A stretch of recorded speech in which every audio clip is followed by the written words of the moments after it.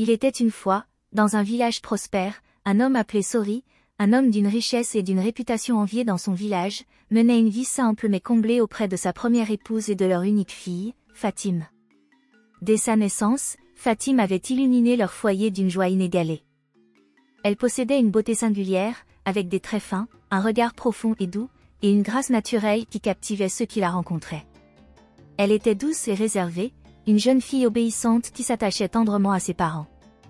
Pour Sori, elle était plus précieuse que l'or et les terres qu'il possédait, elle était son avenir et sa fierté. Leur bonheur familial semblait immuable, et même les voisins et les membres de la communauté regardaient cette famille avec admiration, murmurant que Sori avait tout pour être comblée.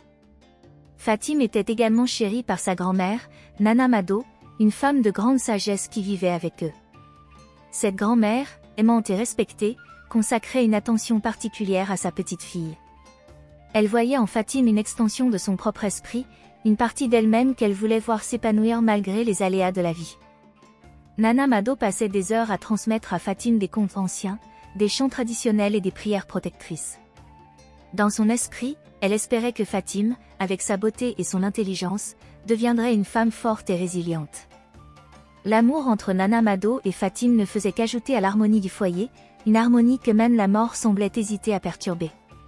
Mais la vie en avait décidé autrement. Un jour, la maladie frappa sans prévenir, emportant la femme de Sori. La famille entière fut plongée dans un chagrin profond. Fatime perdit sa mère à un âge où elle avait encore tant besoin d'elle.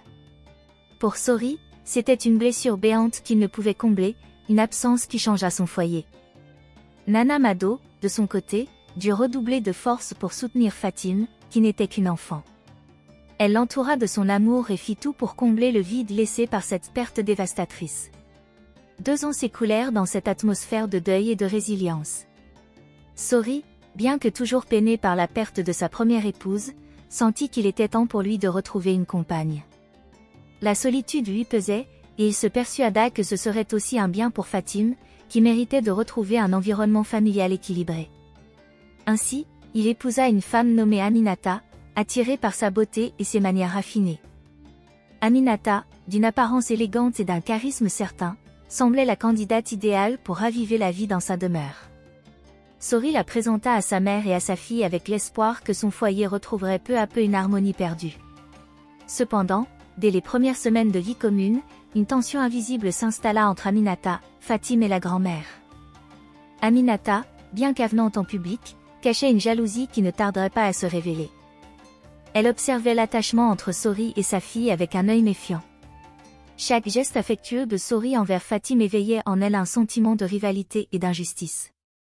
Elle se disait qu'en tant qu'épouse, elle méritait toute l'attention de Sori, et que cette jeune fille, bien qu'orpheline de mère, prenait trop de place dans le cœur de son mari.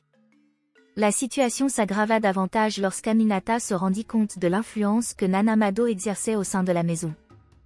La vieille femme, pilier de la famille, continuait de veiller sur sa petite fille avec une ferveur et une tendresse qui rappelaient chaque jour à Aminata qu'elle n'était qu'une étrangère dans cette intimité. Elle voyait en Nana Mado une figure trop puissante, une présence omniprésente qui renforçait l'attachement de Sori à sa fille. Aminata commença à nourrir un ressentiment grandissant, percevant Fatime et sa grand-mère comme des obstacles à la construction de son propre bonheur. Les jours passaient, et Aminata laissait sa jalousie la gagner, pensant que la seule façon de s'imposer dans la vie de Sori était d'écarter la petite Fatime et de s'éloigner de l'influence de Nana Mado. Aminata, rongée par la jalousie et décidée à avoir son mari pour elle seule, commença à murmurer à Sori que leur vie serait bien plus agréable s'ils vivaient tous les deux, loin de la vieille maison familiale. Elle lui parlait souvent de la possibilité de déménager dans un quartier plus moderne, dans une maison plus grande, où ils pourraient se construire une vie de couple idéale. Au début, Sori hésita, il aimait sa mère et sa fille, et le lien familial était précieux à ses yeux. Mais Aminata était tenace. Elle savait manipuler ses paroles, glissant subtilement des remarques sur la lourdeur de l'atmosphère dans la maison ou sur les exigences d'une vie vraiment libre pour un couple. Au fil des mois, Sori céda peu à peu sous les pressions d'Aminata. Elle lui décrivait sans cesse la vie de rêve qu'il pourrait mener ailleurs, et avec le temps, il finit par croire que ce changement serait bénéfique pour tous. Pourtant, chaque décision qu'il prenait en faveur d'un déménagement mettait davantage de distance entre lui et sa mère, entre lui et sa fille. Nana Mado sentit que son fils se détachait, et Fatim, bien que trop jeune pour comprendre les intentions cachées d'Aminata, ressentait le froid qui s'installait. Un jour, Aminata posa un ultimatum, feignant une profonde tristesse et affirmant qu'elle se sentait invisible dans cette maison. Elle insinua que s'il l'aimait vraiment, ils devraient choisir ce qui était le mieux pour leur avenir ensemble. Face à cette pression, Sori, pensant agir par amour et croyant que sa mère et sa fille s'en remettraient, prit une décision qui allait bouleverser leur vie. Il annonça à sa mère, le cœur lourd mais convaincu par les discours d'Aminata, qu'il déménagerait dans une nouvelle maison avec sa femme. Pour Nana Mado et Fatim, cette annonce fut un coup de tonnerre. Nana Mado, blessée et peinée, savait que cette séparation serait difficile, mais elle ne supplia pas son fils de rester. Elle se contenta de lui souhaiter bonheur et prospérité, même si son cœur se brisait à l'idée qu'il puisse les abandonner. Fatim, elle, ne comprenait pas pourquoi son père partait, mais dans son regard, il y avait une tristesse profonde, un sentiment de trahison que même son jeune âge ne pouvait adoucir. Une fois Sori parti avec Aminata, la vie reprit son cours dans la vieille maison. Nana Mado, déterminée à protéger et élever sa petite fille, redoubla d'efforts pour offrir à Fatim une vie stable malgré l'absence de son père. Elle lui transmettait les valeurs qui lui étaient chères, la dignité, la résilience, et surtout l'importance de la famille. Fatim, malgré la douleur de l'abandon, montrait une maturité rare pour son âge et se plongeait avec ferveur dans ses études. Elle savait que c'était sa grand-mère qui faisait tout pour elle, et elle voulait être à la hauteur de ses attentes.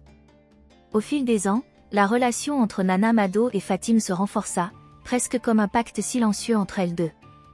La grand-mère, bien qu'âgée, économisait le peu qu'elle avait pour envoyer Fatim dans de bonnes écoles, travaillant parfois de longues heures à cultiver les terres de la famille ou à vendre des produits au marché.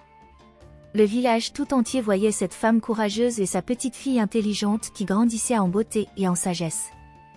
Fatim, de son côté, travaillait sans relâche, gagnant des places dans les meilleures classes, recevant des éloges de ses enseignants, et devenant une fierté pour tout le village. Les années de sacrifice de Nana Mado portaient leurs fruits, et Fatim, consciente de tous ses efforts, nourrissait un rêve. Elle voulait non seulement réussir pour elle-même, mais aussi offrir à sa grand-mère une vie paisible et respectée, loin des privations qu'elles avaient endurées. Quand elle acheva ses études avec des honneurs, elle fut rapidement embauchée pour un poste prestigieux en ville. Pour Nana Mado, voir Fatim accomplir ses rêves était le plus grand des cadeaux. Avec ses premiers revenus, Fatim n'hésita pas à améliorer la maison familiale, offrant enfin à sa grand-mère le confort qu'elle avait tant mérité. Ensemble, elles vivaient dans une nouvelle prospérité, main dans la main, prouvant que même les épreuves les plus difficiles pouvaient être surmontées avec amour et détermination. Pendant ce temps, Sori et Aminata vivaient une réalité bien différente. Après avoir quitté le foyer familial pour s'installer dans une luxueuse maison en ville, Sori s'était rapidement retrouvée submergée par les exigences de sa nouvelle épouse. Aminata, charmante au départ, montrait de plus en plus un visage insatiable. Rien n'était jamais assez beau, assez cher, ou assez extravagant pour elle. Chaque mois, elle exigeait de nouveaux vêtements de marque, des bijoux coûteux, des meubles dernier cri et des voyages luxueux. Sori, autrefois homme d'affaires prospère, voyait son patrimoine fondre à vue d'œil, incapable de satisfaire ce train de vie effréné. Malgré les avertissements de ses amis et de sa famille qui le voyaient se ruiner, Sori persistait, par amour et par fierté, à combler les caprices d'Aminata. Pourtant, les affaires qui lui avaient apporté tant de succès auparavant commençaient à s'effondrer. Ses investissements prenaient une mauvaise tournure, et les dettes s'accumulaient. Les années de vie facile et prospère semblaient s'éloigner de lui, laissant place à un sentiment d'impuissance. Aminata, quant à elle, semblait moins affectée par les difficultés financières qui s'abattaient sur leur foyer. Dès que l'argent manquait, elle devenait froide et distante, se plaignant sans cesse du manque de confort. Elle qui s'était montrée si charmante et attentionnée au début laissait maintenant transparaître un visage calculateur et égoïste. Un jour, alors que Sori traversait une période de faillite imminente, Aminata finit par lui annoncer qu'elle le quittait. Sans la moindre hésitation, elle partit rejoindre un autre homme, encore plus riche et influent que Sori, sans un regard en arrière. Sori, brisé, se retrouva seul, sans famille pour le soutenir, ni richesse pour lui tenir compagnie. C'est alors qu'il réalisa l'ampleur de son erreur. Il avait sacrifié l'amour inconditionnel de sa fille et de sa mère pour une femme qu'il avait manipulée. La honte et les regrets le submergèrent, et, dans le silence de sa solitude, il mesurait le prix de son abandon, regrettant amèrement les décisions qui l'avaient conduit à cette chute. Pendant ce temps, Fatime, la fille de Sori, est devenue une grande dame sous l'œil bienveillant de sa grand-mère. Malgré les ressources limitées de cette dernière, elle s'était battue pour offrir à sa petite fille une vie stable et une éducation de qualité. Fatime, encouragée par l'amour et la force de sa grand-mère, avait travaillé avec ardeur pour exceller dans son domaine. Elle comprenait la valeur des sacrifices et des conseils prodigués par cette femme dévouée, qui avait su compenser l'absence de son père. Douée d'une intelligence vive et d'une détermination sans faille, Fatime est devenue une femme distinguée dans son travail. Tout le monde la louait pour sa persévérance et son sens des responsabilités. Les années d'efforts finirent par porter leurs fruits, Fatime devient une chef d'une grande entreprise. Avec son salaire de chef d'entreprise, Fatime fit ce qu'elle avait toujours rêvé de faire, elle investit dans une belle maison pour sa grand-mère et s'assura qu'elle ne manquerait plus de rien. Elle veillait à ce que chaque jour de la vie de cette femme qu'il avait tant aimée soit empli de confort et de sérénité. La grand-mère de Fatime, émue et reconnaissante, voyait sa petite fille non seulement comme le fruit de ses sacrifices, mais aussi comme un modèle de réussite, de fierté et de bonheur. Sous les conseils avisés de sa grand-mère, Fatime finit par prendre une décision empreinte de bonté et de sagesse. Malgré les blessures laissées par l'abandon de son père, elle choisit de lui tendre la main et de l'accueillir dans sa propre maison, consciente que la rançure ne mène qu'à plus de souffrance. Elle l'installa dans une chambre confortable et veilla à ce qu'il ne manque de rien, veillant sur lui avec la même attention et la douceur qu'elle avait toujours connue auprès de sa grand-mère. Toutefois, pour Sori, ce geste de pardon réveillait des souvenirs douloureux. Chaque jour passé aux côtés de Fatime ravivait le poids de ses erreurs. Il voyait à travers chaque regard compatissant de sa fille et de sa mère les occasions manquées, l'amour qu'il avait trahi, et la sagesse qu'il avait négligée. Les rires joyeux de Fatime résonnaient dans la maison, lui rappelant la période où il aurait pu partager de tels moments avec elle s'il avait choisi de rester auprès de sa famille plutôt que de suivre les caprices de sa seconde épouse. Dans les nuits silencieuses, assis seul dans la cour sous les étoiles, Sori se remémorait les décisions qui l'avaient conduit là.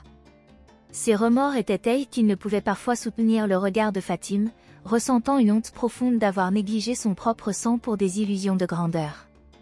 Pourtant, il était incapable de trouver les mots pour exprimer ses regrets et demander pardon.